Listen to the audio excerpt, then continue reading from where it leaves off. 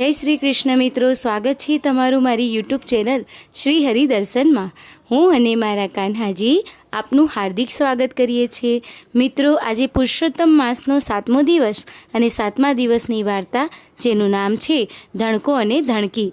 एक झाड़मां धणको अने धणकी रहे एवामां पुरुषोत्तम मास आव्यो। धणकीए कह्युं, आपणे तो आखोय अधिक मास उपवास करवा छे। अधिक मासमां सौ नाय छे, धुए छे, कथा वार्ता करे छे। આપણે કરીએ તો આપણા ઉપર ભગવાન રાજી થાય અને નવા જન્મે સારો અવતાર મળે। ધણકો બોલ્યો, તારે ઉપવાસ કરવા હોય તો કર, આપણે તો લાકડા કોરીશું અને ફૂલડા ચોરીશું। એમ કરતાં બંને જણ મરી ગયા। ધણકી એક રાજાને ત્યાં રાજકુમારી થઈને જન્મી। ધણકો રાજાની બકરીના પેટે બકરો થઈને જન્મ્યો। આમ રાજકુંવરી અને બકરો મોટા થતા જાય છે। પૂર્વજન્મમાં સંસ્કાર બળે રાજકુંવરીને બકરા ઉપર ખૂબ જ હેત આવે છે।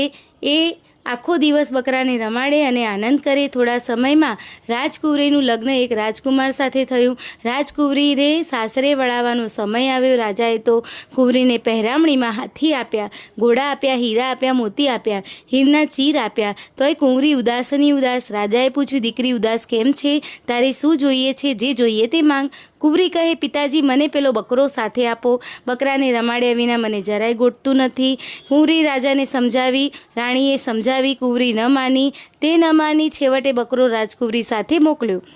સાસરિયામાં પણ રાજકુંવરી બકરાને નવડાવે, ખવડાવે, રમાડે। રાજકુંવરનું આવું વર્તન જોઈ રાજકુમારને નવાઈ લાગી। થોડા દિવસમાં રાજા મરી ગયો। રાજકુમાર રાજા થયો અને રાજકુંવરી રાણી થઈ। એક જ વેળા બંને જણા ભગવાન શંકરના દર્શન કરીને આવતા હતા।